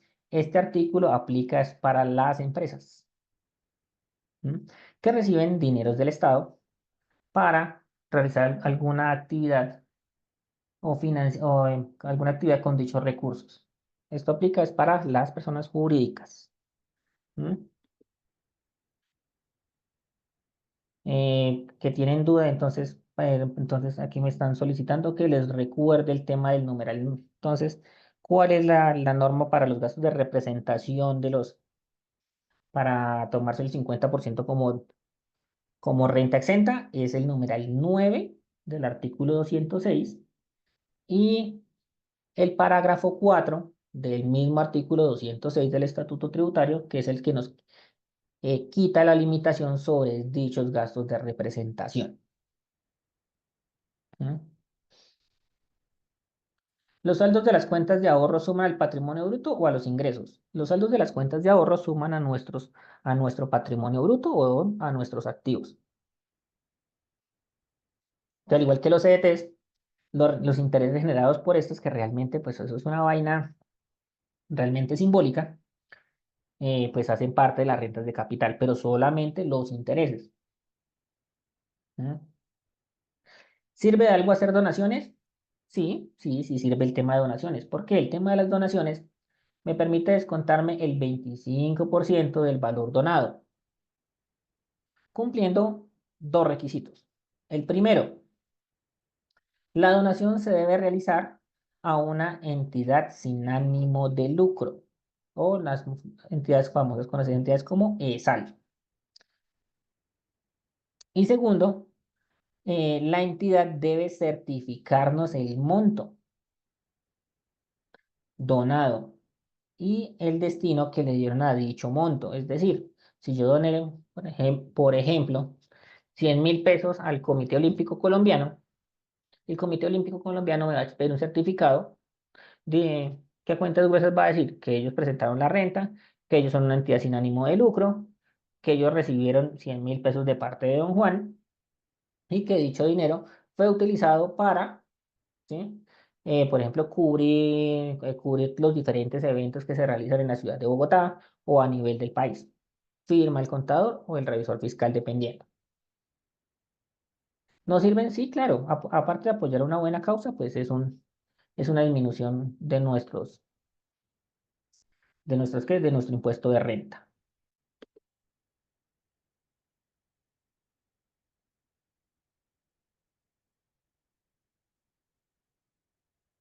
Recuerden, señores, entonces aquí nos están preguntando que si se tuvo ingresos extras al final del año que fueron anticipos y se pagó salud y pensión, pero acumulándolos en enero del 2025, ¿hay algún problema con la UGP? ¿Qué es lo que sucede? Recuerden que cuando uno recibe un anticipo, uno en ese punto no está generando ingresos. Uno genera el ingreso es cuando uno ejecuta la labor. ¿Eso qué quiere decir? Que el anticipo, pues tengo un saldo en mi cuenta por 30 millones, pero también tengo una cuenta por pagarle a una entidad, ¿sí? Por ejemplo, pongamos en este caso el FODUN, el Fondo de Empleados Profesores. ¿Por qué? Porque no he entregado mi trabajo. Entonces, tengo una cuenta por pagarle a ellos por 30 millones. En el momento en que yo pase mi cuenta de cobro, en ese momento, entonces desaparece la cuenta por pagar y se me convierte en un ingreso.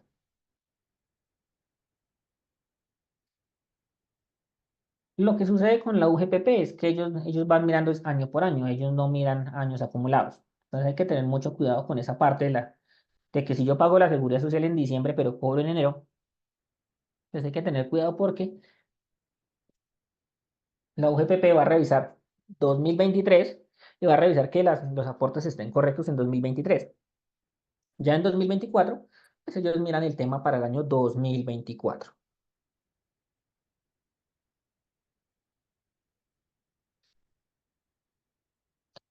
Bueno, ¿cómo se consideran en la declaración las cesantías y los intereses de cesantías que se generan en un fondo? Entonces, el tema de la declaración de las cesantías, aquí tenemos, digamos, un tema, digamos, debo dar la respuesta en dos sentidos. Primero, si las cesantías son 2010, años 2016 y años anteriores, dichas cesantías constituyen ingreso, ¿sí? Para el empleado en el año en que son retiradas del fondo y a su vez se catalogan como una renta exenta en el año en que se realiza el retiro. Para las cesantías de los años 2017 y siguientes, ¿sí? Dichas cesantías se consideran ingreso en el año corriente, es decir, en el año en el que se consignan al fondo. Se consideran ingreso por cesantías y a su vez se consideran una renta exenta. El valor del impuesto al patrimonio a partir de cuánto quedó. Ese nos quedó. La obligación de presentar la declaración es para todas las personas que tengan patrimonio bruto superior a 3.000 millones de pesos. Es la obligación de presentar la declaración. 11.000 el kilo, ya sé con lo que pesa. Para que lo tengamos en cuenta. Que nos puede dar cero de impuestos, sí, nos puede dar cero de impuestos, pero nos surge la obligación de presentar la declaración de patrimonio. Entonces, hay que hacer muy bien las cuentas a 1 de enero de todos los años de cuánto tenemos de patrimonio. Que si hay un tope para declarar el valor de los inmuebles por encima del avalúo, pues aquí tiene el Estado o la DIAN tiene varios métodos de medición. Para nosotros, las personas naturales, los de a pie, nosotros tenemos 4 métodos diferentes de hacer la medición. El primero, a costo histórico, es decir, cuánto me costó en su momento, más las adiciones y mejoras. Primera opción. Segunda opción, porcentaje de ajuste. Este es un porcentaje que el Estado todos los años vía decreto nos entrega un porcentaje sobre el cual nosotros podemos ajustar los activos, es decir, podemos ajustar el bien sobre el valor de compra, es el valor de compra más el ajuste. Y todos los años debemos hacer el ajuste. Segunda opción. Tercera opción, podemos hacerlo vía avalúo predial, que es, digamos, el que más nos gusta a todos porque es el más fácil. O el último, que es el factor de ajuste que nos permite el artículo 73 del Estatuto Tributario. Que ¿cómo se calcula este? Se toma el valor de adquisición más las mejoras realizadas en ese año y el Estado nos entrega una tabla con la cual nosotros podemos ir ajustando los activos. Disculpen. Con la cual podemos ir ajustando los activos. Que para el caso, pues entre más años Ubicas, tenga por el favor, activo. en... Disculpen. Es decir, para este, por ejemplo, en el caso del artículo 73, este último, que solamente aplica para nosotros los naturales, voy a suponer que nosotros compramos un bien en 2010, compramos un apartamento en 120 millones de pesos. El predial al día de hoy nos dice que ese bien vale 140 millones.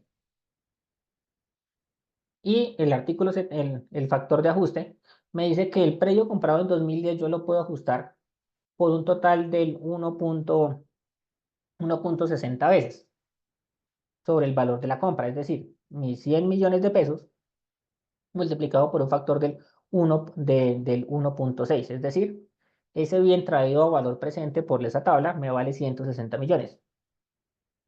¿Yo cuál puedo llevar a la declaración? La norma dice que yo debo hacer los 4 cálculos y llevar a la declaración el mayor entre los 4, que en este caso, si se dan cuenta, el valor del ajuste es mayor al valor del predial, que yo lo puedo llevar a la declaración y no me va a generar ningún inconveniente.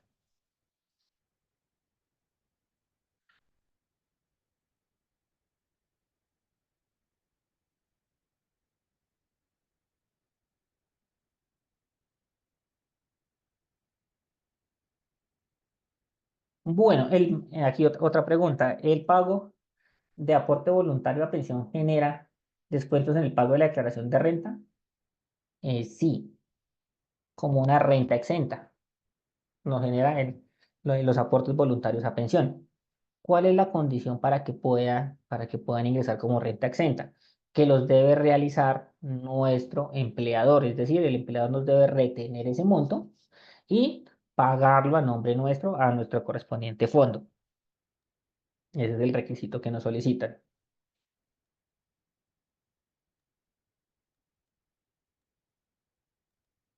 La medicina prepagada, comparación entre la ley 2155 y su predecesora, la 2010, la ley 2010, no tuvo ningún cambio. La medicina prepagada conserva su categoría de deducción hasta 16 VTs mensuales, hasta un máximo de 192 anuales.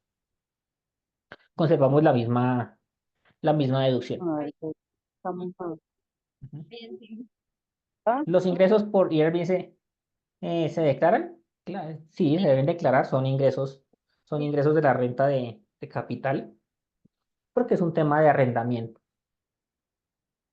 me Ajá. regalas una bolsita, porfa, también. Ujú.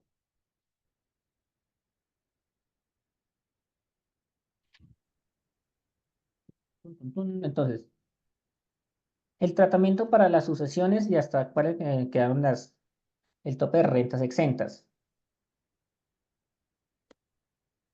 En caso de ser dos sucesiones en la misma agencia fiscal, simplemente se suma el valor de la cuantía y ese es el valor que se aplica en el tope definido como exento. Pregunta difícil. Entonces, el tratamiento de las sucesiones es entonces, si es porción conyugal o son herederos, entonces dependiendo. ¿Por qué? Porque si es un tema de porción conyugal, la porción conyugal pues estaría el 100% estaría exento para el caso ¿del qué? Del sobreviviente. Del sobreviviente. Para el caso de los hijos, pues, que ya son herederos, de manera directa, pues ahí sí ya nos cambiaría la regla. Tocaría mirar cuál de las dos sería.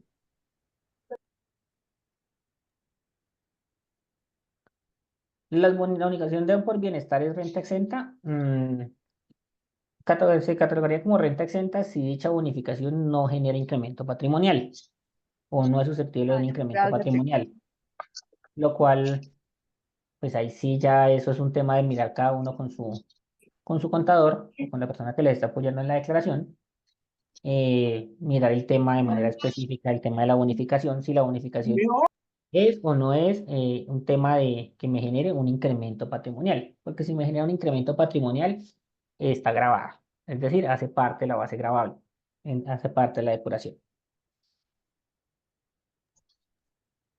¿Que si es recomendable el uso de la ayuda renta del 2023? Realmente el ejercicio de la ayuda renta es un entre las tema, mujeres. uy, Así el decimos tema de la yo ayuda en renta la vida. realmente no es un tema que debemos tener eh, en cuenta. Pues es algo muy sencillo, realmente, es de buen uso. No voy a decir que no, se ha mejorado bastante, pero hay que tener, digamos, algunos conceptos claros. ¿Sí? Es bastante útil, no se les voy a negar, es un tema, es una buena macro. Lo que sucede es que hay que tener los conceptos claros, ya que en algunas ocasiones, pues, digamos, el desconocimiento Buenas. nos puede llegar a hacer a pagar un poco más de impuesto. Y pues el ideal es uno cubrir, pagar lo que realmente es y no pues para tener un tema oneroso, porque es que a veces esto se vuelve un tema oneroso, o sea, un tema costoso, porque el desconocimiento, diría un abogado, ¿sí? El desconocimiento no nos exime de la correcta aplicación de la ley.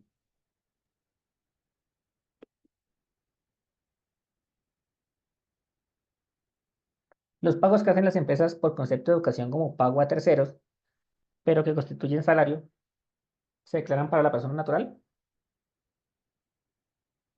Si es un tema que es netamente individual, es decir, la empresa me dice exclusivamente a mí, yo le voy a pagar el semestre de su carrera de pregrado o posgrado, sí constituye ingreso. Disculpen, sí constituye ingreso. No obstante, si es un tema de política general para la compañía, es decir, que cualquier persona dentro de la empresa puede ser beneficiada de dicha, ¿qué? De dicha oportunidad, ya podría cambiar la categoría a ser un ingreso no constitutivo, pero igual hace parte del ingreso. ¿El cheque que se cobran por ventanilla también se considera movimiento bancario? Sí, también se considera un movimiento bancario.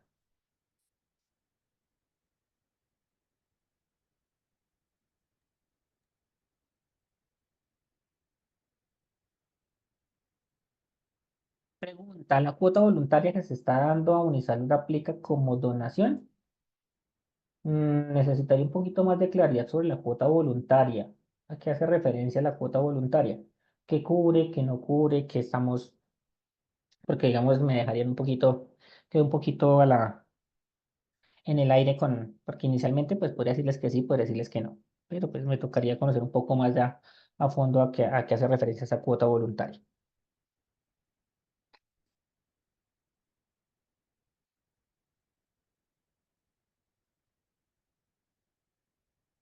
Mm,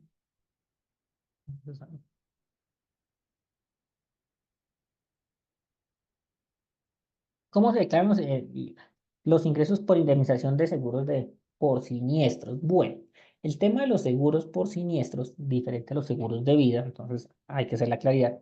El tema de los siniestros, podemos tener tenemos dos tipos de recuperación vía la aseguradora. El primero es un tema de daño emergente y el segundo es un tema de lucro cesante. ¿Sí? El primero, que es el daño emergente, ¿sí? ¿Qué nos dice la norma? La norma nos dice que si el asegurador me paga el daño emergente y yo restituyo el bien perdido, dicho monto es no constitutivo de renta. Se vuelve un ingreso de la renta no laboral y y el monto se resta a través de los ingresos no constitutivos de renta. ¿Por qué? Porque la norma nos está diciendo a nosotros, si usted restituye el bien, un ejemplo claro de esto, preste el carro. ¿Mm? Yo le pagué juiciosamente mi seguro todo riesgo, así bien chévere, bien bacano. Se lo llevaron. ¿Qué pasó?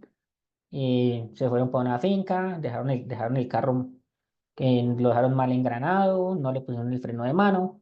Se bajó el chino el que le prestó yo el carro, y ese carro arrancó ahí de para abajo, loma abajo. Por suerte no se llevó a nadie por delante porque estábamos en una finca y esos eran solamente árboles de para allá. ¿Qué pasó? Se estrelló contra un árbol porque cogió harto impulso y quedó hecho nada. Vino la aseguradora, lo revisó y me dijo, qué pena, ese vehículo es pérdida total.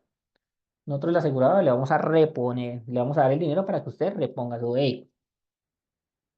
Cuando yo recibo el dinero, tengo un tiempo prudente para hacer la adquisición del mismo. Máximo es un año, a partir de la fecha en que se me fue desembolsado el dinero. Si yo repongo el bien, el valor que me entrega la aseguradora por el daño emergente es no constitutivo de renta, es decir, es un ingreso no constitutivo de renta ni de ganancia ocasional, pero sí hay que declararlo. Pero si fuera, por ejemplo, algo diferente, que yo, por ejemplo, tengo un vehículo, vamos a decir que un bus, me gustan los buses, entonces me gusta el transporte de pasajeros. Compré un bus, estaba bien, le pagué seguro, todo riesgo, todo. Pasó un accidente y la aseguradora también igualmente determinó que era una pérdida total del bien. La aseguradora me dice, don Juan, vengo aquí a hacerle dos pagos. El primero es el daño emergente del vehículo y el segundo es el lucro cesante que usted va a tener mientras la estimación que tiene la aseguradora para hacer la reposición del mismo. El primero, al igual que con el vehículo, yo tengo un año para hacer la reposición del bien, para que dicho pago no sea un ingreso grabado con renta. Repongo el vehículo por uno de iguales o iguales características o mejores. Es el requisito. Pero el dinero que me están entregando por el lucro cesante es ese dinero que yo dejé de recibir por mi actividad al momento en que me ocurrió el siniestro. Entonces me entregaron 20 millones de pesos por los 2 meses que voy a ahorrar el bus. Mientras yo busco el bus, lo compro, hago los trámites de inscripción ante Secretaría de Movilidad, toda la tarea. Se me demora 2 meses, la aseguradora me dijo, le voy a dar 60 millones de pesos porque mientras usted hace la recuperación de su vehículo, entonces vuelve y se pone otra vez a trabajar. Entonces, pues, esos 60 millones, que son el lucro cesante, estarían grabados con el impuesto de renta.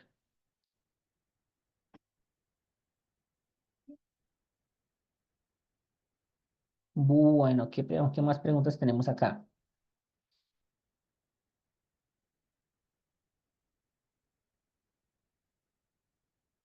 ¿Las pensiones de jubilación están completamente exentas? Hasta el momento, como les comentaba, sí, todas las pensiones que mensualmente sean inferiores a 1000 VTs, un máximo de 1000 VTs, año 2024, alrededor de 47 millones de pesos, todas las pensiones que estén por debajo de este monto están 100% exentas.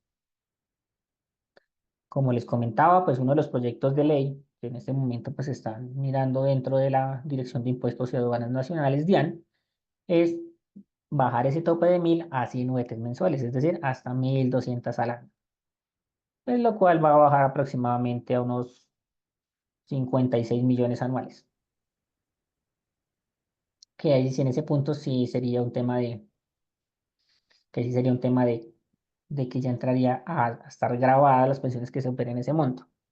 Pero igual como les comentaba, pues es uno de los proyectos de nuestro estado. Aún todavía a la fecha, pues no se ha hecho la publicación. Estamos esperando eh, nuestra próxima reforma tributaria.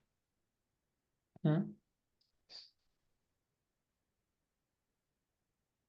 Por aquí a la derecha, por ¿Qué más? ¿Qué otra pregunta que tenemos? Entonces, ¿cómo se declaran los viáticos recibidos por la universidad? y por acá, por acá, por acá. Ahí nos toca entrar a revisar, ahí nos tocaría entrar a mirar el caso puntual, cómo nos aparecen los viáticos reportados, porque hay algunos viáticos que aparecen reportados que no son ingresos. ¿Mm? Entonces, bueno, por ejemplo, hay algunos viáticos que ya la empresa le dicen, no, son viáticos, pero no son ingresos para el empleado. ¿Por qué? Porque se puede hacer una labor a nombre mía. Entonces, pues, y entran como ingreso en la declaración, pero salen como no constitutivos. Los gastos por estudio son deducibles. Eh, sí, los pagos realizados al ICETEX son deducibles. Son deducibles.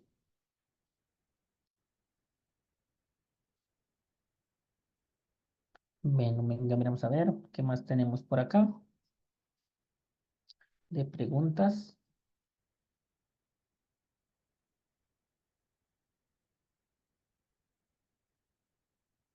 ¿Cómo tributan las pensiones y los honorarios por contratos de prestación de servicios? Entonces, bueno, estos son dos temas. El primero, el de las pensiones, pues la pensión tiene su propia cédula y pues para que tribute una pensión tendría que superar aproximadamente para el año 2023 42 millones de pesos. Y realmente las pensiones que superen ese monto en este país, pues muy pocas. Son muy pocas las pensiones que logran superar ese monto. Para el tema de los honorarios por contrato de prestación de servicios, aquí pues nos surgen dos arandelas, nos surgen dos posibilidades. La primera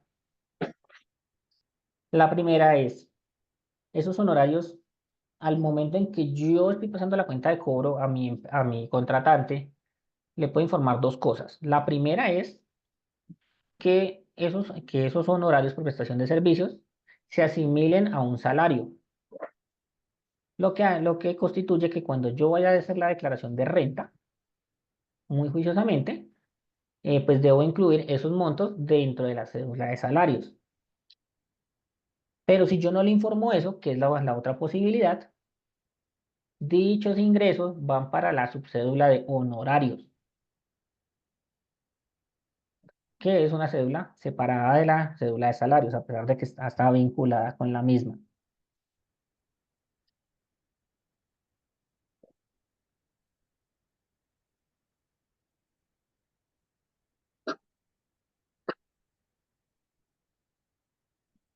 ¿Es recomendable el uso de la ayuda renta 2023? Realmente, pues, como yo les comentaba, es una buena herramienta, ¿sí? Es una buena herramienta la ayuda renta. Pues ahí sí, como todo, pues, lastimosamente, y no es por hacerle propaganda a los contadores, pero pues hay que tener en cuenta que hay muchas cositas que la ayuda renta a uno de pronto no le puede clarificar al momento de hacer la declaración, ¿sí? Eso es uno. Dos, hay que tener un poquito, al menos algunos conceptos básicos para hacer un correcto diligenciamiento. Porque realmente para mí la ayuda renta es bastante intuitivo, pero no lo exonera a uno de que pueda cometer, de pronto llegar a cometer un error de fondo. ¿Mm?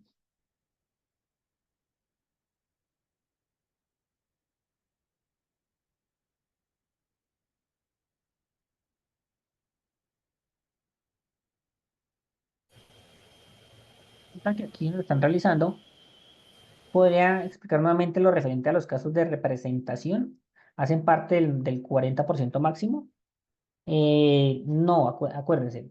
Hay que, para el caso de los gastos de representación del numeral 9 del artículo 206, que es el tema de los rectores y profesores de las universidades públicas, cuando les paguen gastos de representación, hay que cumplir un requisito, que es que dichos gastos de representación que van a ser rentas exentas, no pueden superar el 50% de su salario. Y este monto, a su vez, no está limitado ni al 40% máximo, ni al tope de 1.340 VTs. Entonces, no hace parte de ese límite.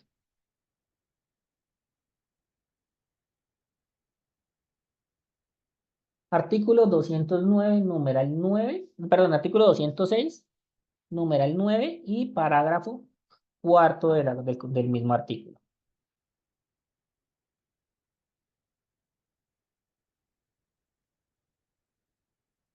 Los pagos por matrículas por estudios de doctorado semestrales, uy, en la se me perdió. Aquí está. Semestrales son deducibles en la declaración 30 millones anuales. Los pagos para estudios de doctorado, si son a través del ICETEX, sí, podrán ser deducibles. Los intereses pagados.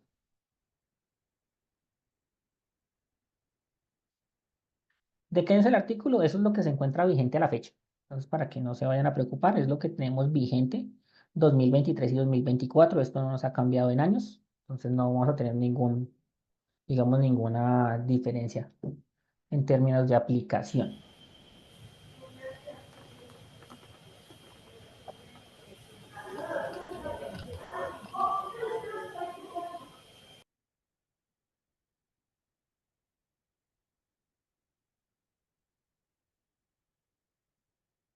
Los ingresos que hace la universidad por concepto de transporte, auxilio de viajes, a estudiantes de los proyectos de investigación que dirigimos influyen en la declaración de renta.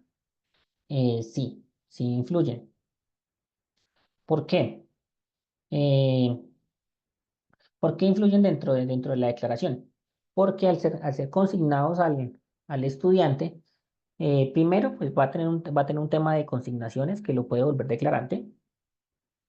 Segundo, pues la recomendación que uno siempre brinda es, si realmente son auxilios para proyectos y demás, pues que se emita el certificado por parte del área correspondiente, informándole al estudiante de que dichos pagos no constituyen salario, porque es que a veces se nos olvida hacer por ejemplo, ese tipo de certificaciones. Pero al considerarse, entonces, ¿qué va a suceder? Que inicialmente se consideran ingresos, pero salen como ingresos no constitutivos porque no hacen parte del ingreso, porque no son ingresos propios. Entonces, para tener en cuenta que es que a veces eso nos pasa. Y, pues, digamos, podemos llegar a hacer que los muchachos tengan esa connotación y terminen de pronto pagando un impuesto que no son acreedores.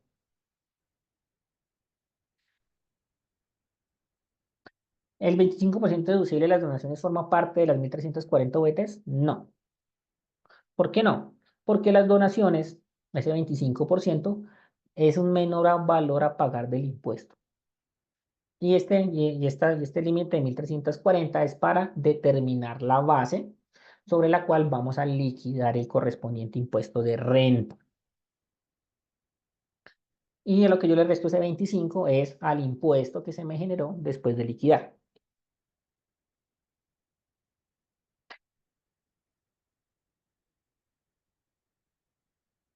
No sé qué otra duda tengamos, muchachos.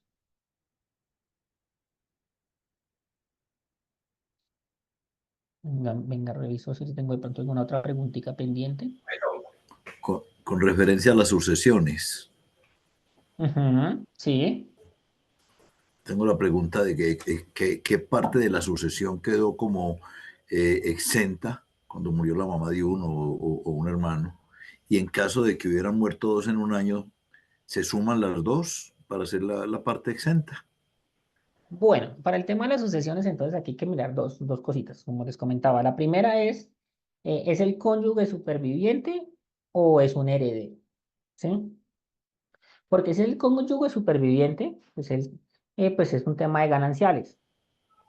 Y los gananciales están 100% exentos por el Sí, tema de la no ganancia sería, ocasional. sería un hijo. En el caso de los herederos, en el caso de los herederos tienen pues varios beneficios. Entonces, primero, voy a suponer que tenemos van a ser dos herederos hijos. Una casa de 1.000 millones de pesos.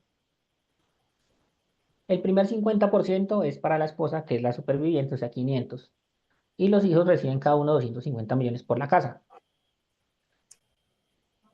La regla ¿qué nos dice la regla fiscal? La regla fiscal dice que por la casa de habitación las primeras 7.500 VTs están exentas. Entonces hay que hacer el cálculo para mirar de esos 250 millones en la proporción de que le toca de la vivienda, están exentas. Primera tarea. Segunda tarea, puedo descontar el 20% del valor recibido, ¿sí? Sin que supere 3.250 VTs, que ahí me da otro resultado y esta también es parte exenta. A pesar de que es el mismo bien, tengo derecho a dos rentas exentas por motivos diferentes. Entonces las dos las puedo acumular. Entonces puede tranquilamente llegar que los 250 millones sean, por ejemplo, rentas exentas. Puede llegar a esa cifra, tranquilamente. Pero ya habría que mirar qué tipo de bienes están dentro de la sucesión o qué tipo de bienes llegan a mí. Y las sucesiones se manejan de manera separada. Es decir, y pues son cosas que uno no desea. Entonces primero se me fue mi papá, tengo la sucesión de mi papá y estamos liquidando. Y a los 6 meses se fue mi mamá en el mismo año y también entramos a liquidar la sucesión. Y las dos quedaron dentro del año. Entonces ambas sucesiones son mundos independientes. Y ambas hay que hacerles el cálculo de manera separada. Entonces, de cuánto son las rentas exentas y cuánto va a quedar grabado por cada una de las mismas. Para el tema de la ganancia ocasional.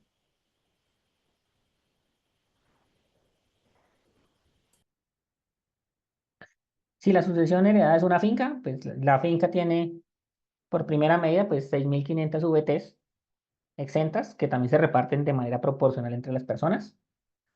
Y le podemos sumar las 3.250 que son la parte, por ejemplo, en el caso de los herederos, sin que supere ese 20%, sin que supere un 20%.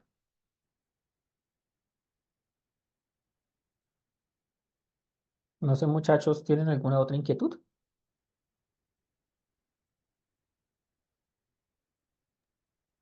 Buenas noches. Yo quisiera hacerte una consulta. Cuéntame. ¿Cómo aparece el tema de SARES en este tema de la declaración de renta? ¿Eso ingresa como salario o cómo ingresaría como tal en la declaración con este cambio en la reforma? Bueno, aquí sí te pediría una aclaración porque la verdad desconozco el tema de SARES. ¿Qué son los SARES? Porque la verdad desde acá desconozco el concepto. Ok, los SARES son unos servicios académicos que tú prestas adicional a tu carga, digamos, laboral que tienes en Ujú. tu plan académico. Entonces, a veces cuando vienen necesidades de la facultad y necesitan que tú prestes algún servicio, pero digamos que tus horas semestrales ya están copadas, puedes hacer unas horas adicionales y eso te lo pagan de manera adicional.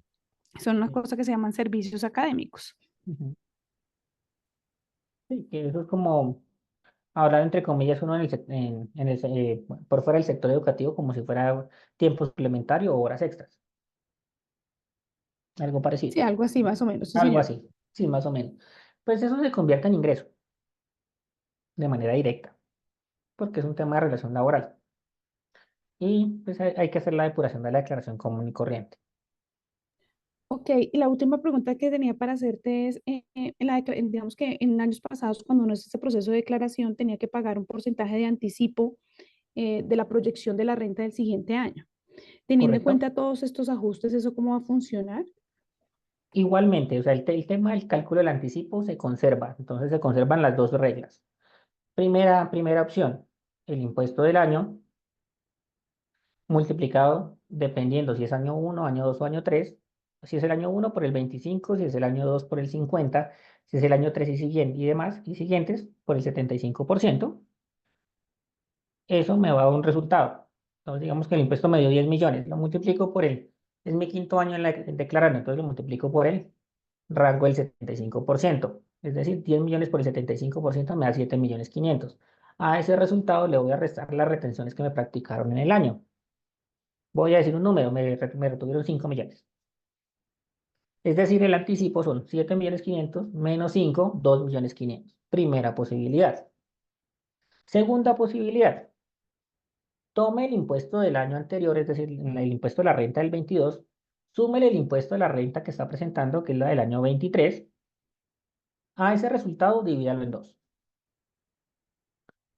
Para efectos prácticos, vamos a decir que el impuesto del año 2022 fueron 2 millones. Para este año 2023, pues ganamos mucho y ahora pagamos 10. Total de la sumatoria, 12 millones. Dividido en 2, me da, ¿me da qué? Me da 6 millones de pesos.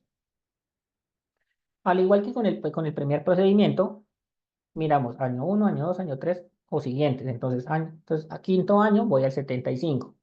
6 millones por el 75% me da 4 millones y medio. Al igual tuve 5 millones de retenciones. Entonces 4 millones y medio menos 5 me va a dar menos 500.000, pero la norma fiscal no me va a anticipar dinero. No me vuelve el dinero. Entonces me va a decir que el anticipo para ese, por el procedimiento 2 o por el método 2 es de cero. Yo como contribuyente puedo optar por el menor entre los dos. Entonces, si lo miramos desde esa perspectiva, el primer método me da 2 millones y 500 adicionales que debo pagar y el segundo procedimiento me dice que cero. ¿Yo puedo llevarme el cero? Claro, yo puedo llevarme el cero. ¿Puedo colocar los 2 millones 500? También los puedo colocar. La norma no es mutuamente excluyente. Ya la norma me dice, puede tomar el menor, pero si usted quiere tomar el mayor, hágalo. No hay problema. Ah, ok, muchas gracias. ¿Vale? Bueno, pues para todos los presentes, pues muchísimas gracias por el espacio. Espero haya sido de su agrado la presente charla, les haya podido, digamos, brindar un poco de claridad y de luces en este proceso de renta y complementarios que ya arrancamos el día lunes, que se lleven bastantes ¿qué? Bastantes aclaraciones, se hayan asomado, eliminado todas las dudas que hemos Mu- tenido. Muchas gracias por sus aclaraciones y pertinencia. Mil gracias. Entonces, Juan. Fueron muchísimas gracias para todos los presentes. Muchas gracias. ¿Mm? Entonces los dejo en manos acá de la chica del FODUN para todo, entonces, para el tema. Muchas gracias, profe. Muchas gracias a todos por la participación. La grabación se estará subiendo en estos días y se les manda el link por tarde del lunes de la próxima semana a YouTube para que puedan pues revisarlo si es necesario. Y gracias por su participación en los eventos de FODUN y pues que tengan una muy buena noche. Hasta luego, profe. Hasta luego a todos los profesores y profesoras. Muchas gracias.